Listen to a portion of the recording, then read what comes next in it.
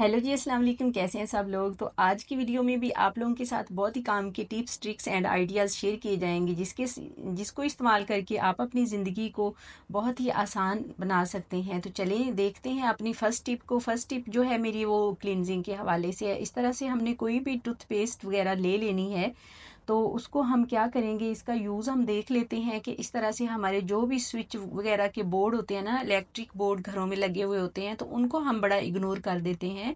जब हम पूरे घर की सफाई करते हैं तो ये कहीं ना कहीं छुपे रह जाते हैं। जैसा कि हमारा वॉशिंग एरिया है तो वहाँ पे ये वाला जो स्विच है ना, ये काफ़ी डस्टी और मैसी हो गया था क्योंकि यहाँ पे डायरेक्ट जो है मट्टी और डस्ट आती रहती है। तो जब अभी ईद के लिए घर की सफाई की है ना, तो मैंने सोचा कि चलें इसकी भी टिप आप लोगों के साथ शेयर कर लूँ। तो मैंने टूथपेस्ट कोई भी आप लोग टूथपेस्ट ले लें जो भी आपके घर में इस्तेमाल होती है, इस तरह से आपने इसके ऊपर पूरे के ऊपर लगा देनी है और इसके बाद आपने कोई भी टिश्यू पेपर ले लेना और अच्छी तरह से इसकी क्लींजिंग कर देनी है। ये ध्यान रखना है कि आप लोगों ने इसकी क्लींजिंग करने से पहले जो मेन स्विच होता है ना वो ऑफ कर देना है, क्योंकि कोई भी आप लोगों के साथ मिसहैप ना हो जाए। क्योंकि लाइट वगैरह का जो होता है ना, बड़ा सेंसिटिव मसला होता है। इसको कहीं से भी साफ़ अगर आप कर रहे हैं ना, तो आप लाइट का बिल्कुल ख्याल रखिएगा। तो अपनी ज़िंदगी सबसे अहम है। तो देखिए इस तरह से हमने इसकी पूरे की क्लींजिंग कर लेनी है। बहुत अच्छा सा क्लीन हो गया। इसका आफ्टर बिफोर भी आप लोगों के साथ मैं शेयर कर देती हूँ इसी वीडियो में। आप देख सकते हैं कि इसका वाज़ेह फ़र्क आप लोगों को नज़र आ जाएगा। बस सिर्फ 1 मिनट के लिए मैंने इस पर टूथपेस्ट लगाई। अगर आप थोड़ा सा छोड़ देंगे ना लगा के 1-1.5 मिनट के लिए, तो आपको इससे डबल रिज़ल्ट मिलेगा। अब आप इसका आफ्टर और बिफोर देख लें। अभी नेक्स्ट टिप की तरफ बढ़ते हैं। नेक्स्ट टिप जो है वो हमारी इस तरह के रबड़ बैंड को लेके है। जितना भी हम इनको समेट लें, हम इनको इकट्ठा कर लें, तो ये जो है ना ये बिखरे ही पड़े रहते हैं और इतने छोटे छोटे होते हैं कि बिल्कुल भी ये ना हर जगह पे मैस क्रिएट कर देते हैं। तो इनको ऑर्गेनाइज़ किस तरह से हम कर सकते हैं कि हर टाइम ये हमें ज़रूरत भी पड़ती है घर में। हर टाइम बच्चों वाले घरों में या वैसे भी रबड़ बैंड का बहुत ज़्यादा यूज़ होता है। तो आपने इस तरह से एक सेफ्टी पिन ले लेनी है, उसके अंदर सारी जो रबड़ बैंड होती है ना उनको इस तरह से ऑर्गेनाइज़ करके आपने रख देना है कहीं भी। तो ये बिल्कुल भी आपका एक भी रबड़ बैंड ज़ाया नहीं होगा, बहुत अच्छी तरह से तरतीब से रहेंगे। नेक्स्ट जो हमारी टिप है वो इन टीथ ब्रशेज़ को लेके है।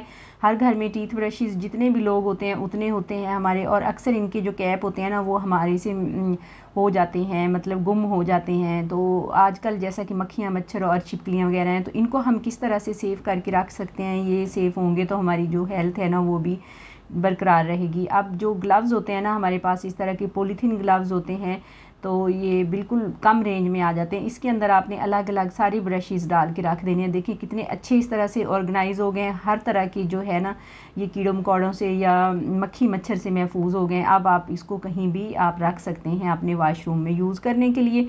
और अगर आप नेक्स्ट इसका इस्तेमाल हम देख लेते हैं कि आपने अगर कहीं ट्रैवल करना हो तो फिर भी आप लोगों के लिए ये एक प्रॉब्लम होता है। आपने इस तरह से रबड़ बैंड लगा देनी है और इस तरह से अपने पाउच वगैरह में या पर्स वगैरह में आप इनको ऑर्गेनाइज़ करके रख सकते हैं। कहीं जा रहे हैं तो आपके लिए बहुत ही आसान सी टिप ये मैंने शेयर कर दी है। होपफुली आप लोगों को अच्छी लगी होगी। मुझे तो ये टिप बहुत ही अट्रैक्ट की थी, इसलिए आप लोगों के साथ मैंने शेयर की है। बढ़ते हैं अपनी नेक्स्ट टिप की तरफ, जो कि इसी जो है हमारे ग्लव्स को लेके है कि जिस तरह से बच्चे जो पढ़ते हैं, ट्यूशन जाते हैं, स्कूल जाते हैं, तो उनके पास जो होते हैं ना ज्योमेट्री बॉक्सेस वो अक्सर ही गुम हो जाते हैं, उनकी जिप वगैरह ख़राब हो जाती हैं। आप देखें हमने इसमें पेंसिलें, पेन वगैरह जितनी भी चीज़ें होती हैं ना, जैसे मैथ के सब्जेक्ट के लिए प्रकार वगैरह ज़रूरी होती हैं, वो भी हमने इसमें रख दी और इसमें शॉर्पनर, रेज़र सब कुछ इसमें सेट कर दिया। और ऊपर से नज़र भी आ रहा है क्योंकि ट्रांसपेरेंट है, तो ऊपर से नज़र आ रहा है कि किधर क्या चीज़ रखी हुई है। तो इतना अच्छा सा ये एक ऑर्गेनाइज़र बना लिया है ना कि जो ज्योमेट्री बॉक्स के काम आएगा बच्चों में। तो बच्चों के बैग में इसको आप रख सकते हैं। बच्चे ट्यूशन जाएँ तब लेके जा सकते हैं। उनकी कोई भी चीज़ इधर से उधर नहीं होगी, गुम नहीं होगी, ख़राब नहीं होगी। इस टिप को आप ज़रूर आजमाइएगा और मुझे अपना फीडबैक दीजिएगा। अगली टिप को देख लेते हैं। इस तरह के खाली बॉटल्स के कवर होते हैं ना, तो उनको हम फेंक देते हैं। उनका अच्छा सा इस्तेमाल आप लोगों के साथ आज मैं शेयर करने लगी हूँ। अब देखें इस तरह से हमने इनको अच्छी तरह साफ़ कर लेना है, क्लीन कर लेना है और उसके अंदर हमने पेट्रोलियम जेली ले लेनी है, हमने इनके अंदर डाल देनी है।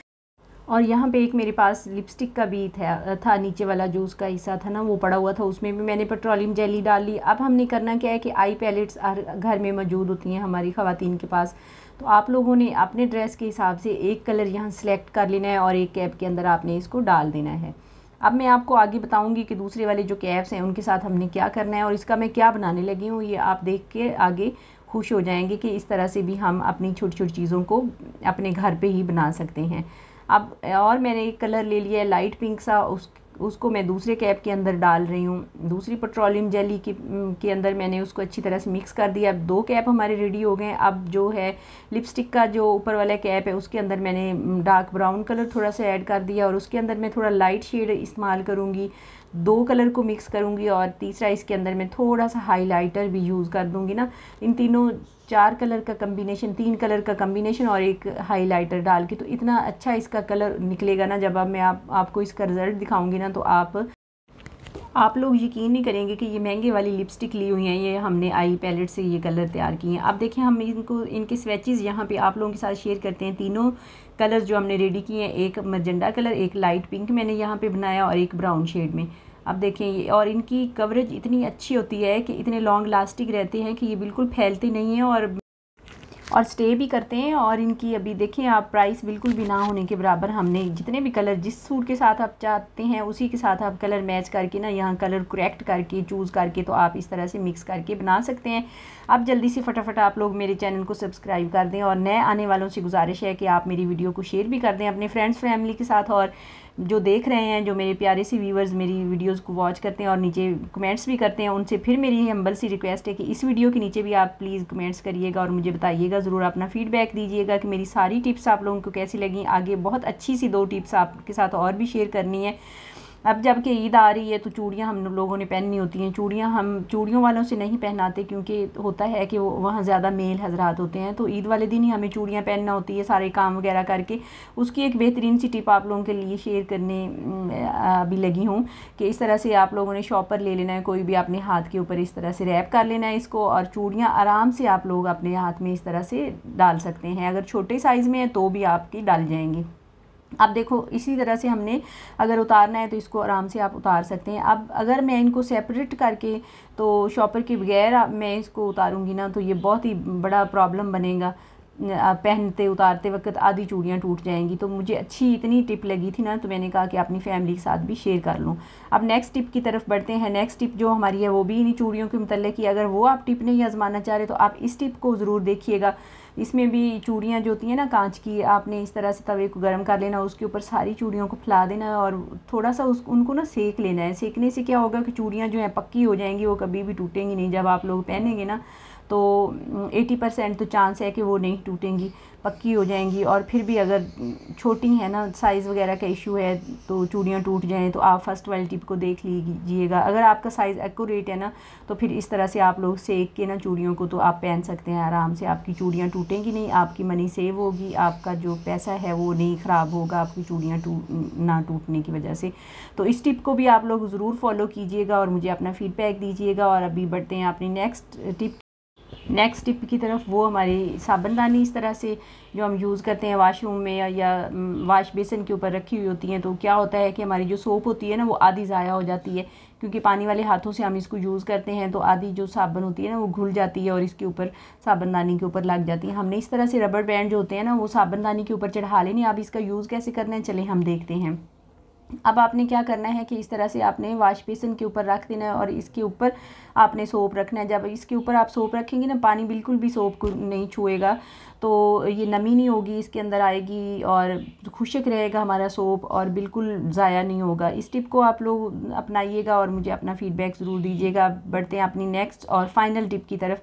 आप लोगों ने YouTube के ऊपर बहुत सारे तरीके देखे होंगे तवे को साफ़ करने के लिए। तवे को साफ़ करना इंतहाई ज़रूरी है क्योंकि रोटियां इसके ऊपर बनानी होती है, तो क्या होता है कि रोटियां काली हो जाती हैं, जल जाती हैं। तवा जो होता है ना हमारा कुछ दिनों के बाद ख़राब हो जाता है। तो आपने बहुत सारी टिप्स देखी होंगी, लेकिन मैं जो आप लोगों के साथ टिप शेयर करने लगी हूँ ना, इससे 100% आपको मैं लाइव रिज़ल्ट दिखाऊँगी। हमने तवा चूल्हे के ऊपर चढ़ा दिया, ऊपर हमने इसके नमक जो हर घर में मौजूद होता है, हमारी किचन में हमारी खानों में इस्तेमाल होता है, वो हमने स्प्रिंकल कर देना है पूरे तवे के ऊपर। एक लेयर हमने ना तकरीबन 2 से 3 चम्मच हमने इसके ऊपर पूरे के ऊपर डाल देना है। अब देख रहे होंगे आप कि जैसे जैसे गर्म हो रहा है ना तो नमक जो है उसका रंग थोड़ा चेंज हो रहा है। तो इसकी बस यही निशानी है कि जब नमक का जो कलर है ना थोड़ा ब्राउन की तरफ आने लग जाए ना, तो आप समझें कि अभी आप लोगों का जो तवा है ना वो रेडी हो गया है। इसके ऊपर अभी आप अपना काम कर सकते हैं। आप देखें, इसको अभी हमने ना कोई भी तेज़ धार वाली चीज़ ले लेनी है, उससे हमने इसको खुरचना है तवे को। तो इसकी जो सारी जो होती है ना मैल वगैरह, इसके ऊपर मैल वगैरह लगी होती है, प्लस इसके ऊपर जो लोहे के अगर तवे आप इस्तेमाल करते हैं ना तो उसके ऊपर जंग वगैरह जो है वो इसके ऊपर लग जाता है, और जो फिर रोटियों के अंदर चला जाता है, और फिर वो हमारी सेहत के लिए बड़ा ही हार्मफुल होता है।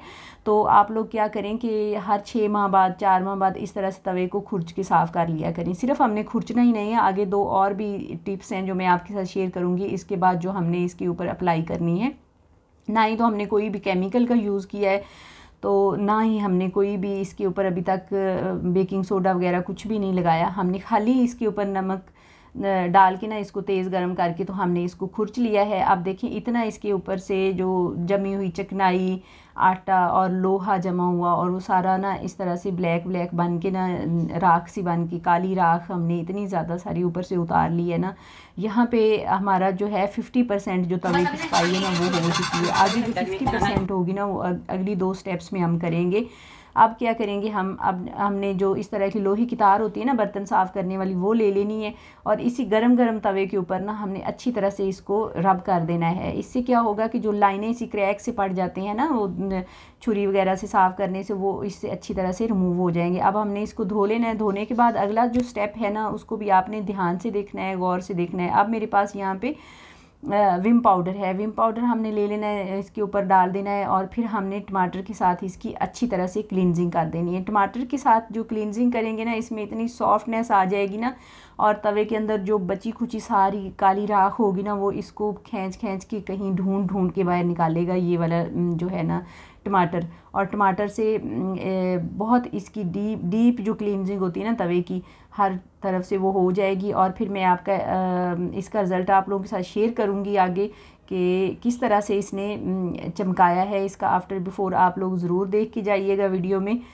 अब हमने इसकी टमाटर के साथ अच्छी सी क्लींजिंग करने के बाद ना तवे को हमने फिर वॉश कर लेना है। इसके बाद जो अगला स्टेप हमने करना है इसमें, तो वो इतनी शाइन इसमें लेके आएगा ना कि आप देखेंगे तो आपको यकीन नहीं आएगा कि ये वो पहले वाला ही तवा था।